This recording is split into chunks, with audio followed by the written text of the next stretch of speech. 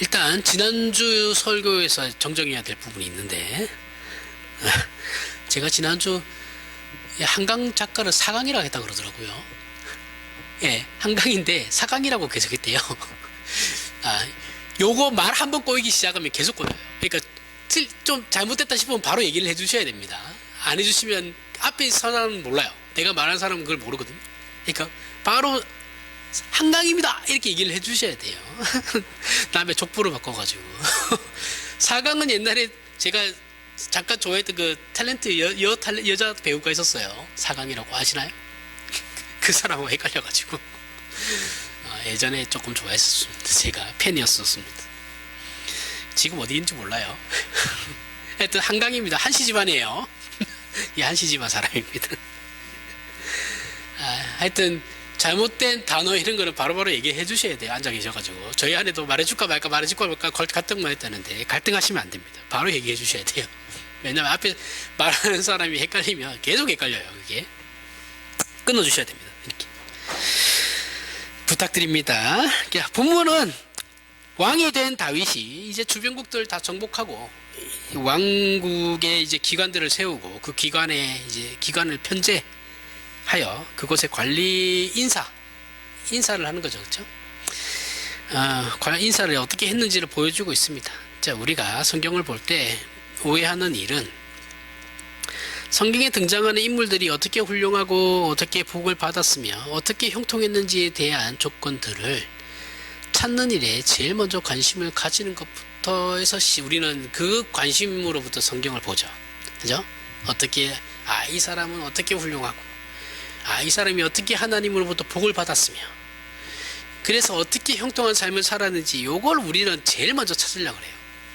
이게 뭐 사람의 죄성이기 때문에 어쩔 수 없어요. 근데 이걸 이제 거슬러서 계속 이렇게 훈련을 해야 돼요. 그렇게 안 보려고 하는 그 훈련이 해야 되는데, 보통 사람도 그렇게 훈련 안 하죠. 그죠?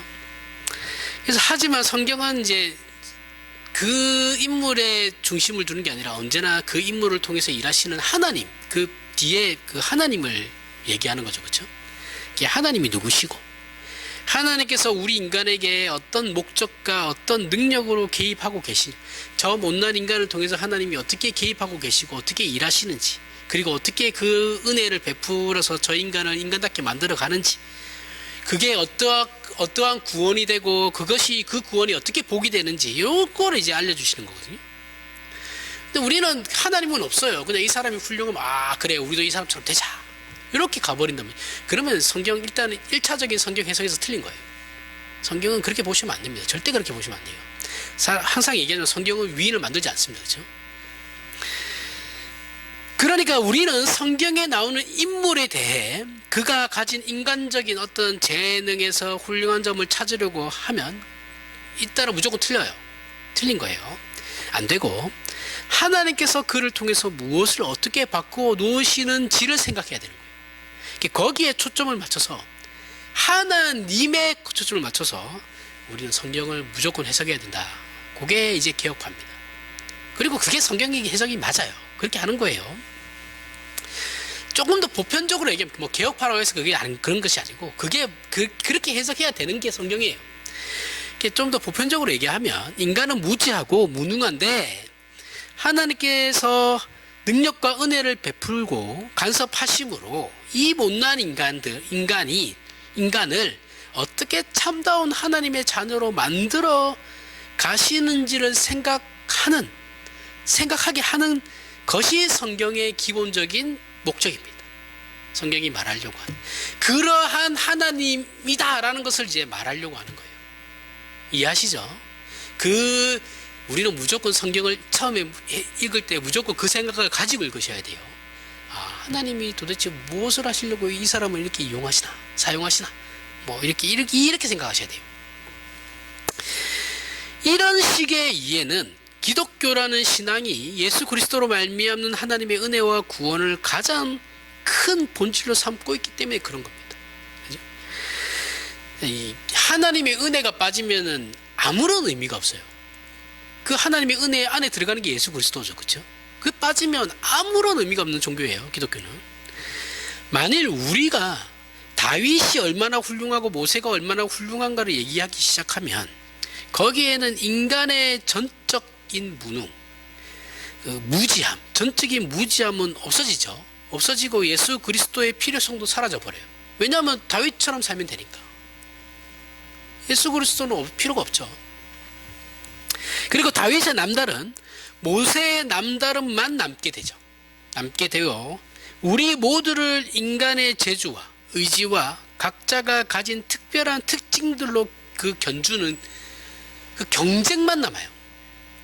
그러니까 누구처럼 이렇게 돼버리면 그 사람들이 가지고 있는 그 특징들 있죠. 재주, 그 다음에 뭐 의지, 각자가 가지고 있는 그 특징이 있잖아요. 그것들로 말미암아서 경쟁만 해요. 네가 더 잘났니? 내가 더 잘났니? 그럼 뭐 예수 그리스도는 아무 의미가 없죠. 그래서 본문의 내용도 다윗은 하나님의 은혜 아래 있고 그 복주심 안에서 인도함을 받고 있는 상태입니다. 하지만 사실은 그가 올바른 신앙의 자리에서 어떻게 벗어나고 있는지를 보여주고 있는 거죠. 보여주고 있고 어떠한 잘못을 저지르고 있는지에 관한 내용들을 지금 오늘 본문은 기록하고 있는 거예요. 본문 14절에 우리가 볼 때는 다윗이 별로 잘못한 것 같지는 않잖아요. 그렇죠? 정복하고 인사 편제 기관들 편제해가지고 이제 나라로 인사해가지고 이제 나라를 제대로 다스리려고 하나 보다 뭐 이렇게 생각하잖아요. 그렇죠? 근데 이제 본문 14절에 다윗이 에돔의 수비대를 두되 온 에돔의 수비대를 두니 에돔 사람이 다 다윗의 종이 되니라. 다윗이 어디로 가든지 여호와께서 이기게 하셨더라. 요 말씀까지 들어가 있단 말이죠. 이런 기록들이 이제 우리가 성경을 볼 때 어떻게 되냐, 다윗이 하는 것은 옳은 일이구나. 그러니까 하나님께서 다윗을 이기게 하고 계시는 거구나 이렇게 생각하게 한단 말이죠. 그렇죠? 이런 편견을 가지게 만듭니다. 그러면서 어떻게 돼요? 다윗처럼 되자. 다윗을 봐라. 이렇게 되는 거예요. 그러면 망하는 거예요. 물론 다윗은 믿음의 사람인 건 맞아요. 믿음의 사람이고 하나님께서 그의 하나님 되심으로 그가 승리하게 된 것도 맞습니다. 맞아요. 이 모든 일이 가능할 수 있었던, 그렇기 때문에 이 모든 일이 가능할 수 있었겠죠. 그랬기 때문에 다윗은 옳은 것이다 이렇게 가버리면 안 돼요. 근데 제가 지난주에도 얘기했죠. 교회가 성장하고 커지니까 저 교회는 옳은 교회라고 생각하면 안 돼요. 큰 게 정답이 아니에요. 잘 되고 있을 때 우리는 의심을 해야 되는 거죠. 그렇죠? 항상 이거 내가 잘 가고 있는 건가? 이 의심을 항상 놓치면 안 돼요. 근데 잘 되고 있으면 하나님께 복 받은 거라고 생각해서 성장하고 사이즈가 커지면 잘 된다고 생각하죠. 그런 거는 돈만 있으면 다 됩니다. 돈 뿌리면 안 되는 게 없어요. 교회라고 뭐 돈 없으면 못 키고 저한테 돈만 주십시오. 제 교회 이거 몇십 배로 불릴 수 있어요. 진짜예요. 돈 뿌리면 돼요, 그냥. 근데 그건 교회는 아니잖아요, 그렇죠? 그런 식으로 하는 게 아니죠. 교회 사이즈 늘리는 방법은 수도 없이 많아요. 돈만 주면 다 할 수 있습니다. 그게 아니잖아요, 근데. 큰 게 답이 아니에요. 지금 하나님이 다윗을 이기게 한다고 해서 지금 다윗이 하고 있는 행위가 옳은 행위는 아니에요. 우리가 이 부분을 읽으면 그러니 우리도 다윗처럼 잘 믿자라는 얘기는 이렇게 읽으면서 이렇게 되어버리면 어떤 면에서는 뭐 완전히 틀린 말은 아니죠. 그렇죠? 하나님께서 이기게 해주고 계시니까. 근데 어떤 말에서는 틀린 말이에요. 하나님께서 하나님에 대한 믿음을 가진다라는 건 하나님의 어떠하심에 관한 것이고 하나님께서 우리에게 하신 약속에 관한 거죠. 우리가 하나님을 믿는 건 하나님의 어떠함에 대한 믿음인 것이고, 그죠? 내 의지는 아니에요. 하나님의 어떠하심에 대한 거예요. 그리고 하나님께서 우리에게 주신 약속을 믿는 거죠. 동시에 우리가 다윗처럼 되자라는 말이 다윗은 열심을 내고 힘을 다해서 이 보상을 받은 것이라고 인용이 되어버리면 우리 모두 길길이 날뛰면서 상을 받으려고 우리 교회 공동체 안에서 마치 올림픽 경기장처럼 경쟁하다가 모두가 쓰러지고 말 거예요. 지쳐가지고 제풀에. 그죠? 전부 다 넉다운 될 거예요. 이런 식의 이 경고예요. 지금 하나님께서 경고하고 계시는 겁니다. 경고와 성경의 참다운 목적에 대한 이해는 모든 신자가 절대로 잊으면 안 되는 것이고, 그래서 이런 내용들은 전부 다윗의 밧세바 사건 이전에 등장하고 있는 거예요. 지금 다윗이 지금 어떻게 하나님이 다윗을 세웠고, 그리고 다윗이 지금 세움 받은 상황에서 지금 어떠한 잘못들을 저지르고 지금 막 미친 듯이 막 자기 잘났다고 생각하고 쭉쭉쭉 가고 있죠, 그죠? 근데 이제 이게 그러니까 이 일들이 전부 밧세바 이전에 일어나고 있는 일들이. 그러면서 밧세바 터지면서 이제 다윗은 박살이 나는 겁니다. 밧세바 사건으로 다윗은 성경적 표현으로 빌리면 돌 위에 돌 하나도 돌 위에 남지 않고 다 무너져요. 진짜 박살이 나. 말 그대로 지하에 뚫고 들어가는 상황이 돼요. 본인 자신이. 그러하기에 밧세바 사건 이전의 다윗의 모든 생애는 밧세바 사건을 통해서 재평가되어야 하는 겁니다. 그러니까 밧세바 사건이라는 것을 기준점으로 두고 다윗의 이전 생애를 우리가 되짚어봐야 한다는 것이죠. 그러니까 성경을 그래서 제가 이걸 문맥 전체를 보고 성경을 이해해야 한다는 거죠. 우리가 마태복음이나 마가, 누가, 요한복음 같은 경우도 같은 내용인 것 같지만 그 안에 주제가 전체적 대주제가 다 있어요.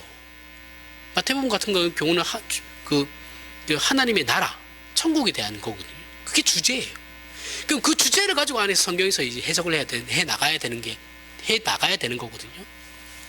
그거 안 되고 그냥 구절만 가지고 성경이 해석하면 지 마음대로 해석하게 됩니다. 절대 그렇게 하지 마. 그게 문맥적인 해석이에요. 말만 문맥적으로 해석하라고 얘기하지 말고 제발 그렇게 해석을 하셔야 됩니다. 그러니까 전체적인 내용을 봤을 때 다윗의 이 밧세바 사건 이전의 문제는 밧세바 사건을 가지고 재해석해야 된다. 그런 되짚어 봐야 하는 내용들이다라는 걸 새기셔야 돼요. 만약 밧세바 사건 이전에 다윗의 훌륭한 점을 우리가 추출했다고 한다면 그건 높은 가능성으로 잘못된 해석일 가능성이 많아요. 지금 다윗은 하나님의 은혜 가운데 있어요. 하나님의 은혜가 없다라는 건 아니에요. 하나님께서 다윗에게 은혜를 거두시지 않으신다고 했거든요. 그렇죠? 다윗의 은혜 가운데 있어요. 하나님의 은혜 가운데 있어요, 다윗은. 그리고 하나님이 복 주시는 가운데 있는 것도 사실이에요. 하지만 그건 다윗이 훌륭해서가 아니에요. 하나님께서 이미 약속을 하셨잖아요. 그렇죠? 약속을 하신 것이고 하나님은 신실하게 그 약속을 베푸시고 계시는 겁니다. 그렇다고 해서 다윗이 그럼 다 옳으냐? 그게 아니다라는 거예요. 이건 우리가 지금 다윗이 하나님으로부터 끊임없는 은혜를 받고 있다는 건 지금 사무엘상에 나오는 사울과 비교해도 충분히 지금 비교가 되고 있죠. 그렇죠? 사울 왕의 실패는 사울이 하나님의 은혜 밖에 있는 사람이기 때문에 실패한 것이다. 그래서 하나님께서 사울 왕의 그 은혜를 거두셨어요. 그죠? 그래서 사울 왕은 실패한 것이고, 다윗의 승리는 네가 잘못해도 네 후손 네 대대로 내가 해먹을 수 있게 왕의 자리를 유지할 수 있게 내가 은혜를 베풀 거다. 이건 내가 약속해 줄게. 이 약속을 이미 하셨어요. 그죠? 그래서 다윗은 지가 잘못하고 못하고는 상관없어요. 그냥 하나님의 은혜는 계속해서 그에게 가는 겁니다. 약속을 하셨으니까. 그래서 본질적으로는 다윗은 사울보다 나을 건 없어요. 그죠? 사람으로서의 어떤 매력은 있을 수 있겠죠. 그죠? 그럴 수 있는데, 그 안에 본질적으로 들어갔을 때 사울이나 다윗은 모든 사람이 다 똑같아요. 사울이나 다윗이나 저나 여러분이나 하나님 앞에서는 모두가 죄인이에요. 다 똑같아요. 똑같은 취급당하는 겁니다. 똑같이 취급해 주세요. 그런데 사울보다 나은 건 뭐예요? 하나님의 은혜가 그가 함께 있다라는 것 때문이죠. 그리고 약속을 받았다라는 거. 그것 때문에 다윗이 훌륭하고 위대하다라는 거예요.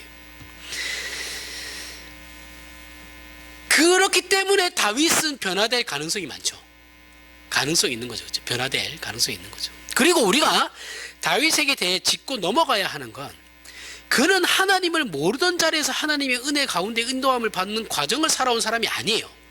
전혀 하나님을 믿지 않던 자가 하나님을 믿어서 그렇게 잘한 게 아니고 원래부터 모태신앙이에요. 그죠? 원래부터 하나님을 알고 있던 사람입니다. 그런데 원래부터 알고 있던 사람이 그 신앙이 틀려지고 있는 거죠.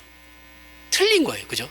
틀리고 있는 사람으로서 성경에 등장하고 있는 겁니다. 몰랐던 사람이 하나님을 믿은 게 아니고, 우리가 잘 아는 대로 그는 하나님을 향한 열심과 믿음으로 골리앗 앞에 설 수 있었던 사람이에요. 그럼에도 성경에서 다윗의 생애는 밧세바 사건을 클라이막스에 두고 있어요. 절정에 두고 있습니다. 절정에. 다 골리앗이 아니에요. 밧세바 사건을 절정에 두고 있어요. 그렇게 해서 그 모든 생애를 재평가하기를 원하는 삶이기 때문에 우리는 그의 삶을 성경이 요구하는 관점에서 바라봐야 한다라는 거죠. 오늘 본문에서 성경이 지적하는 다윗의 잘못은 다윗이 소금골짜기에서 에돔 사람 1만 8천 명을 죽였어요. 죽이고 돌아와서 명성을 떨치게 됩니다. 야, 역시 다윗이야. 대단해. 응? 훌륭하다. 우리의 왕이야. 다윗은 하나님의 은혜로 인해서 다시 이스라엘의 왕이 되었죠. 그죠? 그렇게 됩니다. 이 문제가 사무엘하 8장에서 가장 큰 문제예요. 즉 다윗은 하나님의 사람으로 하나님의 통치에 순종하여 하나님의 영광을 드러내는 생애를 살기보다는 하나님께서 그의 후견인 또는 배후 세력 정도로 여기고 있는 거죠. 배후 세력 정도로 만들어버리고 그래서 승리하는 영웅이 되어 가고 있는 거예요. 그러니까 이스라엘 백성들 눈에는 야, 다윗이 대단해. 이렇게 돼버리는 거예요. 아, 하나님이 대단하시구나. 다윗을 승리하게 해주시는구나. 하나님께서 다윗을 통해서 이스라엘을 승리하게 해주시고 우리나라를 크게 만들으시려고 하는구나. 이렇게 가야 되는 게 정상인 건데 모든 영광은 다 다윗이 혼자 독차지해 보이죠. 그죠? 이게 이제 문제라는 거죠. 다를 게 없어요, 사울하고. 달라지지 않아요. 달라진 게 없어요. 이 차이를 출애굽기를 보면 이제 찾아볼 수 있습니다. 출애굽기 17장 1절에서부터 7절에 이스라엘 자손의 온 회중이 여호와의 명령대로 신 광야에서 떠나 그 노정대로 행하여 르비딤의 장막을 쳤으나 백성이 마실 물이 없는지라 백성이 모세와 다투어 이르되 우리에게 물을 주어 마시게 하라.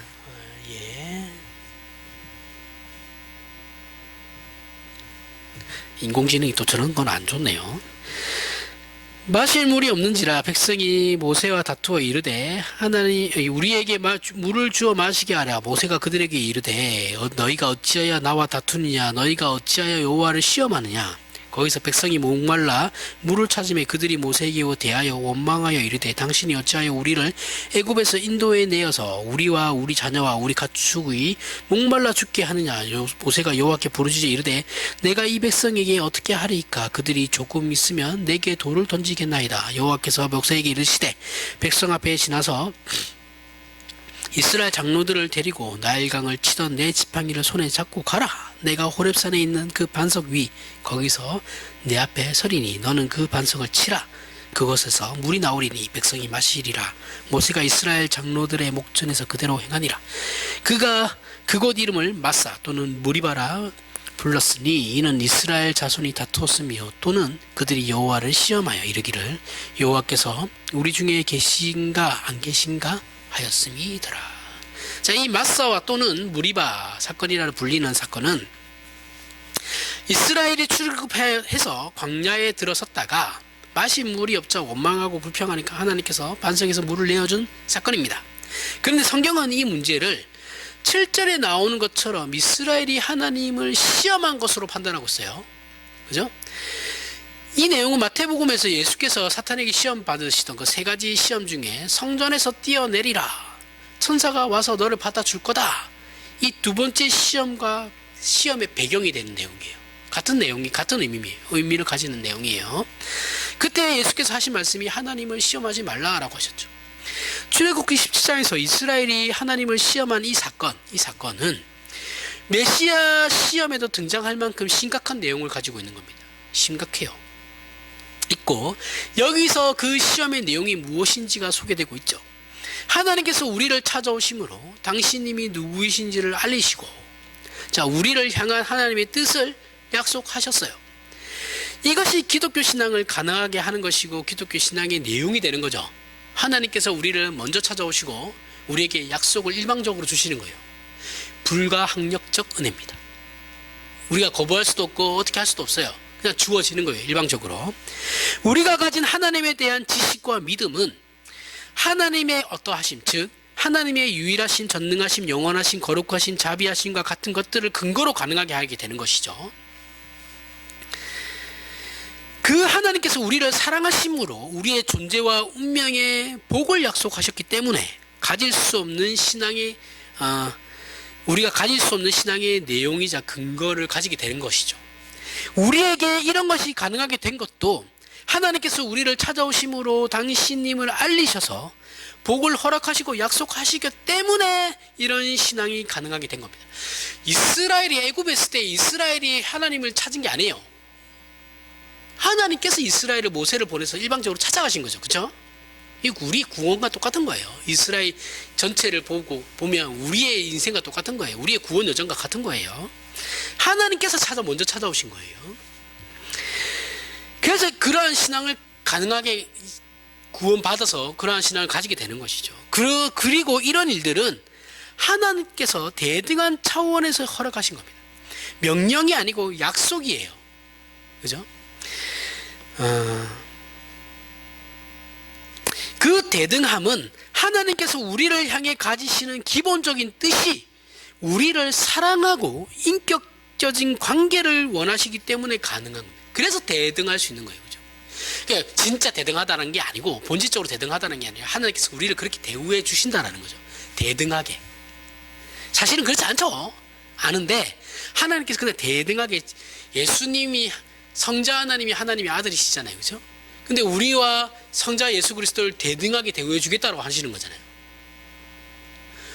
대단한 거잖아요. 그죠? 근데 사실은 우리는 예수 그리스도와 대등할 수 없죠. 절대로. 종관계잖아요. 그죠? 근데 하나님께서 우리를 자녀로 인정해 주시겠다라는 거잖아요. 그렇게 해 주시는 거예요. 이것도 일방적인 거예요. 우리에게 어떤 조건에 자격이 있어서 그런 게 아닙니다.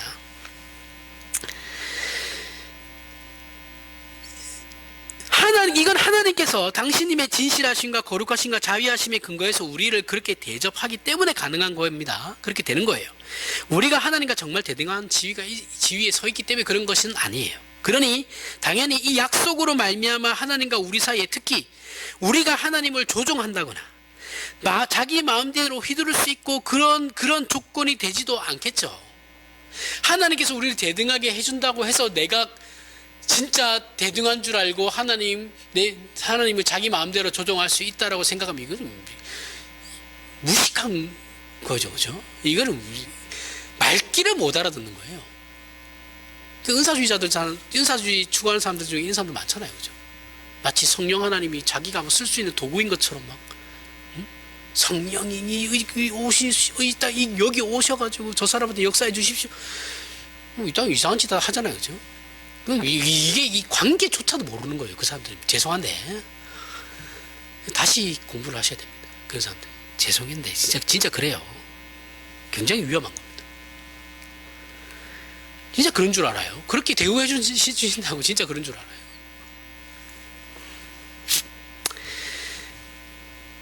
그러므로 하나님께서 우리를 사랑하시고 믿음을 주셨으며 복된 약속을 하셨지만 우리는 늘 이 약속을 소유하고 있지만 약속을 받았지만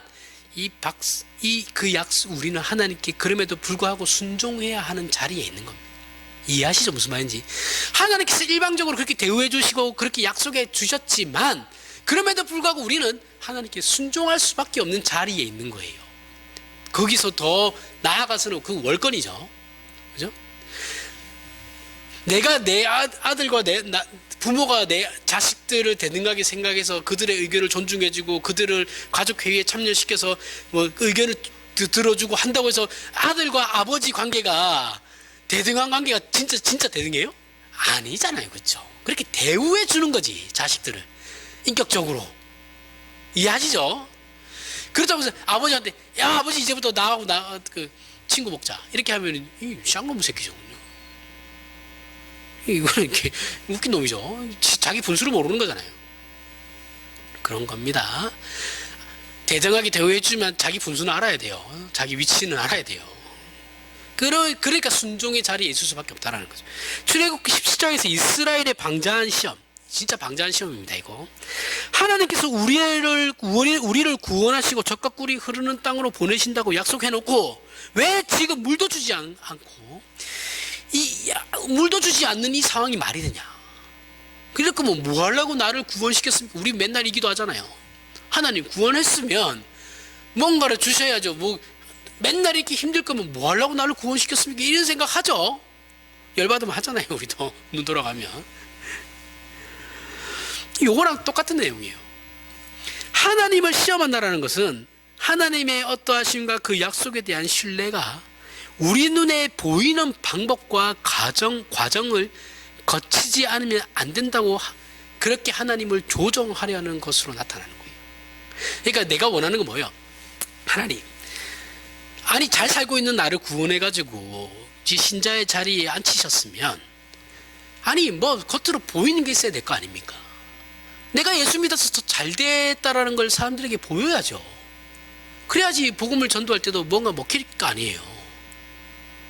그런 것도 없고 맨날 예수 믿어도 달라진 것도 없고 똑같이 힘들고 이러면 누가 예수 믿어요? 눈에 보이는 증거를 달라는 거. 그러니까 그런 식으로 하나님을 조종하려고 했다라는 거죠. 이스라엘도. 이것이 아브라함이 하나님께 내 자손이 하늘의 별 같고 바다의 모래 같으리라 라는 약속은 받았으나 자신의 나이가 많고 아이는 생기지 않자, 이 아브라함도 똑같은 짓 했어요. 이스마엘을 낳아버렸죠. 그죠? 약속은 받았어요. 받았는데 현실적인 애는 없었죠. 언제 주실지도 몰라. 그래서 하나님 그럴 거면 뭐 하려고 나에게 약속을 주셨습니까? 그냥 내가 알아서 이스마엘 놓게 해서 놓은 거잖아요. 그죠? 똑같은 잘못이에요, 지금. 그 아브라함도. 예수의 제자들은 예수께서 행하신 기적을 봤어요. 직접 눈으로 봤습니다. 그렇죠? 그리고 체험도 했어요. 자신들이 직접 또 행한 일도 있잖아요. 그렇죠? 그러니까 그분이 자신들을 구원하러 오신 메시아인 것을 알았지만 예수께서 로마가 아닌 십자가를 지시자 모두 도망가 버렸습니다. 여기가 시험에 대해 운운하는 성경의 지적이에요. 성경이 우리 모두에게 가르치고 싶어하는 중요한 내용이 있는 겁니다. 하나님께서는 하나님이 어떠하심을 근거로 해서 우리에게 약속을 하시죠. 우리가 받은 약속은 복된 것이고 그 복된 약속을 하나님께서 하나님의 방법으로 이루실 겁니다. 우리의 방법이 아닌 하나님의 방법으로 이루실 거예요. 우리는 이 문제를 하나님의 어떠하심을 근거로 해서 순종하며 기다려야 됩니다. 내 방법이 아니고 하나님의 방법으로 하나님께서 그 약속을 이루실 날을 기다려야 되는 거예요. 하나님은 우리의 이해의 대상이 아니에요. 죄송한데 우리는 다 알 수 없어요. 정말 하나님의 어떤 파편 쪼가리에 그 약간의 그 하나님을 알 수 있는 것을 성경에다가 하나님께서 넣어주셨기 때문에 그 정도만 우리는 알 수 있는 거예요. 하나님을 다 알 수 없어요. 그래서 하나님은 우리의 이해의 대상이 아니고 경배와 찬양의 대상이에요. 하지만 오늘날 우리 신자들은 이 문제에 대해서 실패하죠. 이 문제를 좀 더 확대해서 생각해 보겠습니다. 하박국 2장 1절에서부터 4절에 내가 내 파수하는 곳에 서며 성루에 서리라. 그가 내게 무엇이라 말씀하실지 기다리고 바라보며 나의 질문에 대하여 어떻게 대답하실는지 보리라 하였더니 여호와께서 내게 대답하여 이르시되 너는 이 묵시를 기록하여 판에 명백히 새기되 달려가면서도 읽을 수 있게 하라. 이 묵시는 정한 때가 있나니 그 종말이 속히 이르겠고 결코 거짓되지 아니하리라. 비록 더딜지라도 기다리라. 지체되지 않고 반드시 응하리라. 보라 그의 마음은 교만하며 그 속에서 정직하지 못하나 의인은 그의 믿음으로 말미암아 살리라. 자, 의인은 믿음으로 산다라는 이 유명한 약속은 어떤 현실에서 주어졌는가 하면, 자, 하나님께서 신자는 믿음으로 살 거야. 이 약속을 주시는데 이 약속이 주어진 이 약속을 하시는 그 신자들의 현실이 어떠했는가 하면 남유다가 망하기 일보 직전이었어요. 나라가 망하기 일보 직전에 의인은 믿음으로 말미암아 살 거야. 걱정하지 마. 이렇게 얘기하면 아니 나라가 지금 바로 좀 있으면 망할 것 같은데 그럼 내가 지금 다 죽게 생겼는데 뭘 믿음으로 말미암아 살아요, 살기는. 그리고 뭐예요? 나라가 망할 것 같고 종교적으로는 율법과 신앙을 지키지 않고 타락한 상태죠. 그렇죠? 않고 정치 사회적으로는 부정부패가 만연하던 시기였습니다. 불의가 횡행하고 나라가 총체적으로 타락한 때였어요. 아무런 희망도 소망도 보이지 않던 때 하나님께서 짠 하고 나타나가지고 하박국에게 야, 의인은 믿음으로 말미암아 살 거야, 이렇게 말씀하셨단 말이지요. 불의한 자들이 의로운 자들을 해치고 억압하는데 하나님 왜 보고만 있으십니까? 나라가 요 모양 요 꼴이 되었는데 왜 보고만 있으십니까? 라고 하박국이 따져요, 하나님께. 그래서 하나님께서 너는 놀랄 일을 볼 거다. 내가 갈 때야. 야, 네가 지금 우리 이스라엘이 지금 망할 것 같은 거 가지고 나한테 따지냐? 너 더 크게 놀랄 일이 있어. 내가 바벨론을 통해 가지고 이스라엘 남유다 이거 날릴 거거든. 하박국이 뒤집어지죠. 아니, 하나님 지금 죽겠는 상황인데, 죽을 것 같은 상황인데 하나님께서 하신다라는 말씀이 왜 나라가 이 모양 요 꼬라지가 우리 하나님의 백성들이 왜 이 모양 이 꼬라지가 되게끔 살아가신, 왜 그렇게 하게끔 만드시냐고 얘기하는데 하나님 거기다 대고 야, 이게 끝이 아니야. 더 큰 일이 있을 거야. 바벨론이 이렇게 해가지고 내가 이 남유다 이거 밀어버릴 거거든. 너네 이제 없어질 거야. 나라 없애버릴 거야 내가. 이렇게 얘기하는 거예요. 약 올리는 것도 아니고. 열받죠. 나라는 망하고 너네 다 잡혀갈 거야, 바벨론으로. 이거 가지고 놀라지 마. 더 큰 게 있어. 더 큰 한 방이 있다. 걱정하지 마라. 하박국이 놀라죠. 예? 놀라는 겁니다. 아니, 하나님, 그러면 이스라엘을 왜 선택했습니까? 이 나라를 통해서 영광 받으시고 열방이 얻게 될 구원을 그럼 어떻게 앞으로 열방이 얻게 될 그 구원들은 어떻게 되는 겁니까? 이렇게 물어요. 이때 하나님께서 걱정하지 마. 의인은 믿음으로 말미암아 살 거야. 이렇게 얘기하는 거거든요. 이해가 잘 안 가죠? 이 말씀을 우리의 상식으로 생각하면 신자들은 믿음을 가지고 스스로 격려하면서 인내해야 된다는 것쯤으로 이해하죠, 이 말씀을. 그죠? 의인은 믿음으로 말미암아 산다고 했으니까 이 고난을 잘 버티면 돼, 그 얘기가 아니에요. 이건 그런 말씀이 아닙니다. 스스로 격려하고 스스로 위로하면서 살면 신자는 하나님이 위로해 주시고 은혜도 주시니까 버틸 수 있어, 그 얘기가 아니에요. 그 얘기가 아니고 훨씬 더 깊은 내용입니다. 성경에서 옳은 또는 의라고 하는 말은 하나님과의 관계를 일컫는 거예요. 옳다, 성경에서 옳다, 의인 이렇게 했을 때는 그 사람이 하나님과의 관계가 있는 사람을 얘기하는 겁니다. 하나님과 정상적인 관계를 맺고 있다라는 걸 의라고 하는 거예요. 세상이 얘기하는 그 정의가 아니에요. 이해하시죠? 그 도덕과 윤리를 얘기하는 게 아니에요. 기독교에서 말하는 정의는 하나님과 나와의 관계 회복이에요. 정상적인 그런 관계를 맺고 있는 사람을 의인이라고 하는 거예요. 그래서 하나님을 믿는 자, 이게 신자가 그래서 의인이 되는 거예요. 그래서 믿음으로 산다라는 것을 좀 더 풀었으면 신자가 의인이죠, 그죠? 의인은 믿음으로 말미암아. 이 믿음은 성실함을 얘기하는 겁니다. 신자의 성실함을 얘기하는 거예요. 성실하게 산다는 걸 의미하는 거거든요.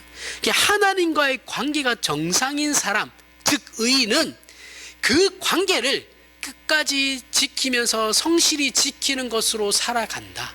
나라가 망하든 너네가 포로로 잡혀가든 전쟁터에서 뒤지든 상관없고 신자는 나와의 하나님과의 관계에서 그냥 성실히 하루하루 살아갈 거야.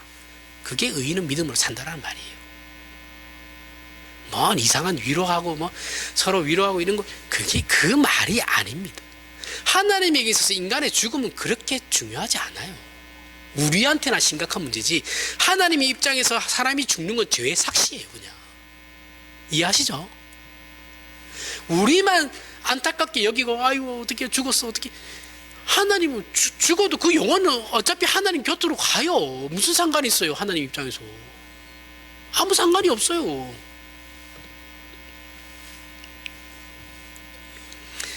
이 문제가 우리에게 그렇게 쉬운 건 아니죠. 그죠? 로마서 1장에서 예수 그리스도께서 오심으로 허락된 구원의 약속인 복음을 설명하는 서두에서 이 예수 그리스도로 인해서 허락된 복음이 의인은 믿음으로 말미암아 산다라는 하나님의 약속이 실현된 것이라고 바울이 인용하고 있습니다. 예수 그리스도로 말미암아 복음이 허락되었는데 그것이 구약에 하나님께서 약속하신 의인은 믿음으로 산다라는 그 약속의 실현이다, 이렇게 얘기하는 거예요. 그래서 로마서 1장 17절에 복음에는 하나님의 의가 나타나서, 그죠? 하나님의 의는 뭐예요? 관계죠. 하나님과 그 신자와의 관계. 그 의가 나타나서 믿음으로 믿음에 이르게 하나니 기록된 바 의인은 믿음으로 말미암아 살리라 함과 같으니라. 이렇게 등장하는 겁니다. 우리가 데살로니가전서 5장 16절에서부터 18절 상반절에 보면 우리가 그 주일학교 때 맨날 외우던 거, 항상 기뻐하라, 쉬지 말고 기도하라, 범사에 감사하라 를 그냥 읽으면 이것도 똑같은 말이에요. 의인은 믿음으로 말미암아 산다라는 말과 우리가 똑같이 오해하는 얘기죠. 그죠? 야, 하나님께서 항상 기뻐하라고 했으니까 이거는 명령이니까 항상 기뻐해야, 슬퍼도 우리는 기뻐해야 돼, 자기 체면이라도 걸어, 이렇게 생각하고, 쉬지 말고 기도하라 했으니까 그래, 쉬지 말고 맨날 기도해야 돼. 그리고 감사할 내용이 하나도 없지만 아우 씨, 말이라도 마음으로는 하도 안 감사한데 말이라도 감사하라고 했으니까 씨, 말이라도 하자. 아유 감사합니다 하나님, 죽을 것 같지만 아유 진짜 속으로는 하도 안 감사한데, 그죠? 이렇게 배웠단 말이죠. 저도 그렇게 배웠어요. 근데 그게 아니에요. 의인은 믿음으로 말미암아 산다라는 내용과 똑같은 말이에요.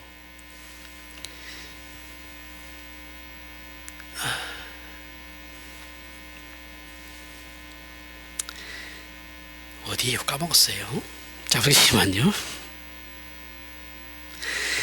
예로 누군가 우리에게, 같은 신자끼리 누군가 이제 우리에게 상담을 해요. 야, 요즘 힘들어, 믿음이 좀 흔들린다, 이렇게 얘기하는 사람들이 있었어요. 있었을 거예요, 주변에 한 번씩은. 그럼 우리 뭐라고 합니까? 기도해, 힘들수록 더 기도해야지, 이렇게 얘기해요. 10중8구를 해요. 다른 말 할 말이 없거든. 해줄 수 있는 게 없잖아요, 우리가. 내가 또 기도해 줄게, 여기 다예요. 그죠? 기도 안 할 거잖아요, 사실은. 기도 안 하면서 우리 맨날 그런 거죠. 밖에서 친구들 만나면 야, 다음에 밥 안 먹자. 안 먹을 거지만 말을 그렇게 안 하는데 기도해 줄게, 이렇게 얘기하죠. 우리가 할 수 있는 게 그거밖에 없어요. 그럼 친구가 뭐라 그래요? 이런 사람 있었나요? 저는 있었는데, 야, 믿음이 안 생긴데 믿음이 안 가는데 무슨 기도를 하냐. 내 마음에 믿음이 뭐 하나님을 향한 그런 뭔가 있어야지 기도라도 나오지. 그런 건 나 없어 지금. 그 정도로 바닥이야. 그럼 또 우리는 뭐라 그래요? 믿음을 가져. 그러죠? 기도하면 믿음이 생겨. 이런 어떤 이상한 근거가 없는 이런 순환 논리가 만들어지죠. 그죠? 이게 항상 기뻐하라, 쉬지 말고 기도하라, 범사에 감사하라, 이것도 똑같은 순환 논리가 만들어지거든요. 이상한 근거는 없어요. 할 말이 없으니까 그렇게 얘기하는 거잖아요. 그죠? 스스로 격려해서 기뻐하고 열심히 내서 기도하며 힘을 다해서 감사하는 어떤 이상한 순환 논리를 만들어버리거든요. 이게 한국 기독교 수준이에요. 뭐 다 그렇게 배웠습니다. 믿음이 무엇에 근거하고 있고 기도가 무엇에 근거하고 있느냐를 따질 때 믿음과 기도는 그 자체로는 아무런 근거가 없어요. 그죠? 기도해. 아니 내가 지금 하나님을 향한 믿음이 없어지고 있는데 기도한다고 그게 되냐? 그 기도는 뭐예요? 내가 하나님을 의지하는 거잖아요. 대상이 하나님이라는 그 근거가 있을 때 기도하는 거예요. 근데 지금 이 근거가 사라지고 있는데 내가 기도를 하는데 그 기도의 행위를 한다고 해서 그 기도가 무슨 의미가 있냐고요. 그 허공에다 대고 그냥 하는 기도잖아요. 말이 안 되는 거잖아요. 조금만 생각하면 이거 알 수 있거든요. 근데 우리 한국계 목사들은 이 정도도 생각 안 합니다.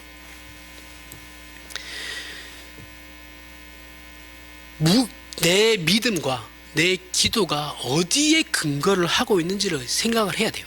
따질 때 믿음과 기도는 그것 자체로 근거가 없다 그랬어요. 그렇죠? 없고 우리는 무엇에 근거하여 기도할 수 있는 것이고 무엇에 근거하여 우리의 믿음이 생기는 것이죠. 그 무엇이 하나님이잖아요. 그렇죠? 그렇죠? 이 하나님의 의가 나타났다라는 말은 의인이 하나님과 정상적인 관계에 있는 사람을 가리키듯이 하나님께서 구원을 베푸심으로 예수 안에서 이 일을 이루셨고 그로 말미암아 의인이 존재할 수 있는 근거를 만드신 거죠. 그죠? 그러니까 자, 의인이라고 했을 때는 하나님과의 관계가 정상적인 사람을 얘기하는 거예요. 그죠? 근데 이것은 예수 그리스도께서 이 십자가의 죽으심으로 말미암아서 그 근거가 만들어진 거죠. 그죠? 이렇게 그 믿음, 즉 관계의 유지와 성실함의 근거를 하나님께서 은혜로 베푸셨기 때문에 그 예수 그리스도의 십자가의 죽음은 하나님의 전적인 은혜죠. 그죠? 그리고 우리를 이미 구원하시기로 택하신 건 하나님의 전적인 은혜예요. 나의 어떠함은 없죠, 여기에. 그러니까 로마서 1장에서 바울은 이 복음은 하나님의 의고 하나님의 전적인 은혜니까 의고 의인은 그러한 믿음, 하나님을 향한 근거로 한 그 관계에서 만들어진 그 믿음으로 살리라를 성취시킨 하나님의 구원이다라는 말. 이게 설명하는 게 더 어렵네. 자, 하나님의 은혜로 만들어진 구원이에요. 그죠? 그래서 이 복음은 하나님의 의가 나타나죠. 왜요? 그 복음이 뭐예요? 예수 그리스도시잖아요. 그죠? 우리 예수를 믿어야 구원 얻으니까. 그래서 하나님의 의가 예수 그리스도예요. 그래서 그 의인은 하나님과의 관계가 회복된 사람이죠. 그렇죠? 그 회복됨이 믿음의 근거, 내 기도의 근거가 하나님이시로 만들어진 거잖아요. 그렇죠? 형성된 거잖아요. 그러니까 살 수 있다라는 거예요. 그걸 성취시키신 것이다라는 거죠. 그게 하나님의 구원이다라고 얘기하고 있는 거예요. 그러니까 우리가 신자가 내가 세상이 개판이고 엉망이라고 해서 나도 죽을 것 같은 상황에 놓여 있다고 해서 내가 신자들이 그럼 죽냐 절망하냐 그게 아니다라는 거예요. 그러한 상황은 하나님께 아무런 의미가 없고 그럼에도 불구하고 신자는 믿음으로 말미암아 살 수 있다라는 거예요. 우리는 영생하니까요. 죽어도 지옥에 안 가니까요. 현실에서 국한시켜서 생각하시면 안 돼요. 그 본질적인 의미를 생각해야 됩니다. 결국 의인은 믿음으로 산다라고 하는 건 우리가 하나님과의 관계를 정상화하고 하나님이 우리와의 관계를 정상화하고 신자로서 그 관계를 유지하는 모든 일을 가능하게 하시는 분은 오직 하나님이시다라는 겁니다. 그게 의인은 믿음으로 말미암아 산다라 해요.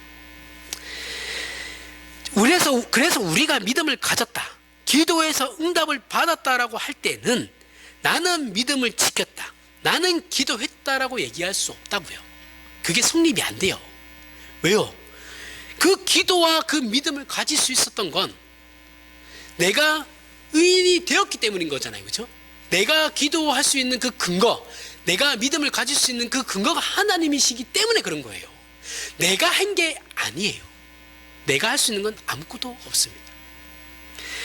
그래서 우리의 기도는 언제나 하나님의 신실하심을 근거로 하여 응답을 받는 법이다 라고 하나님의 신실하심이 부각되어야 하는 것입니다.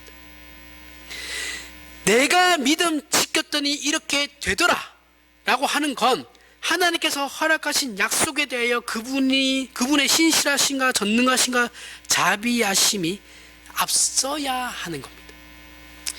믿음을 논하든 기도를 논하든 기독교 신앙이라는 것은 그 행위 자체가 나는 이렇게 했다가 아니라 이렇게 했다가 결실하고 유효하게 하는 믿음의 근거와 약속의 주인이 영광을 받으셔야만 하는 겁니다. 그러면 오늘 다윗이 잘못한 게 딱 나오죠. 그렇죠? 다윗은 모든 영광을 지가 다 취했어요.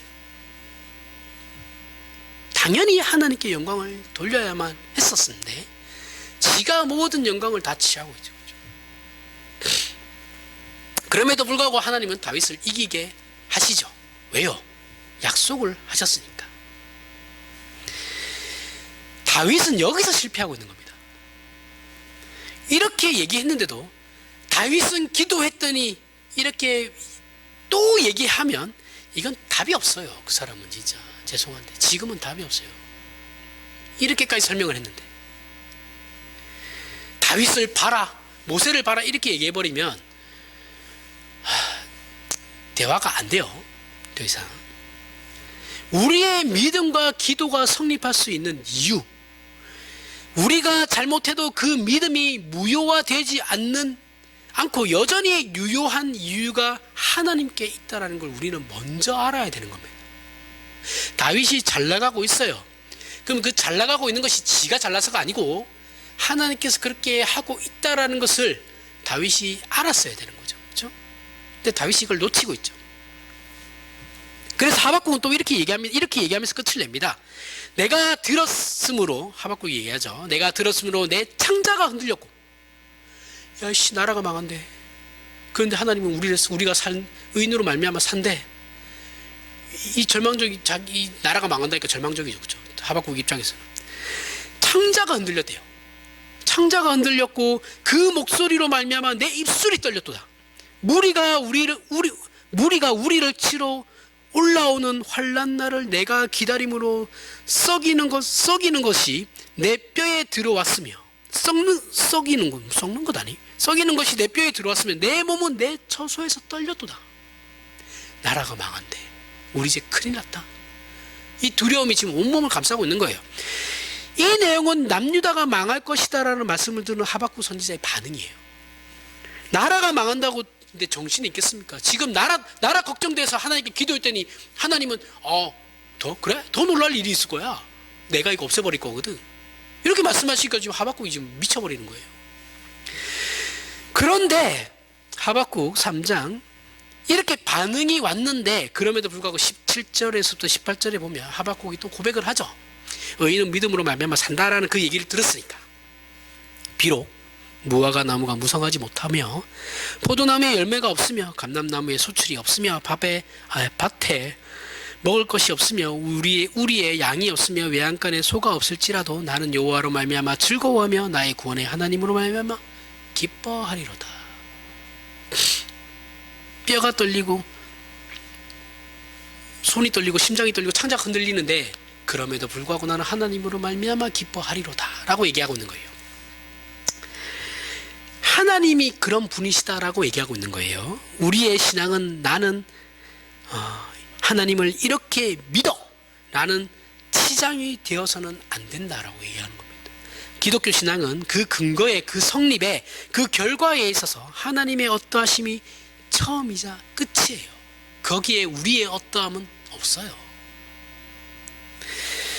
거기에 기독교 신앙의 모든 신앙 고백이 주 너의 하나님을 찬양하라 라고 하는 이유가 여기에 있는 겁니다. 그래서 우리가 할렐루야 라고 하는 거예요. 그 할렐루야를 도대체 진짜 우리 함부로 쓰시면 안 돼요. 이것도 우리 맨날 뭐 안 되면 아이고 주여, 제가 그 주여 하지 말라 그랬죠. 그죠? 그것이 하나님을 그 신성 모독이에요. 하면 안 돼요. 하나님의 이름을 그렇게 가운데를 갖다 쓰면 안 돼요. 할렐루야도 우리 맨날 인사한다고 할렐루야, 제발 그거 하지 마세요. 그렇게 쓰라고 있는 게 아니에요. 목사님도 뭐 노예 가면 항상 그러거든요. 할렐루야 반갑습니다. 말장난 하듯이 하죠. 우리는. 이렇게 사용할 말이 아니에요. 할렐루야는 우리의 존재와 가치와 소원과 운명, 그리고 하나님의 진실하심과 의로심과 은혜로심 위에 서 있다는 것 때문에 터져 나오는 찬양이에요. 우리가 삶의 어떤 정황에 있다 할지라도, 비록 무화과 나무가 무성하지 못하고, 비록 포도나무에 열매가 없으며 감람나무에 소출이 없으며, 우리식으로 얘기하면 비록 쌀값이 천정부지를 모르고 치솟아 오른다 할지라도, 비록 기름값이 올라가지고 죽을 것 같을지라도, 이 비록인 겁니다. 이 비록.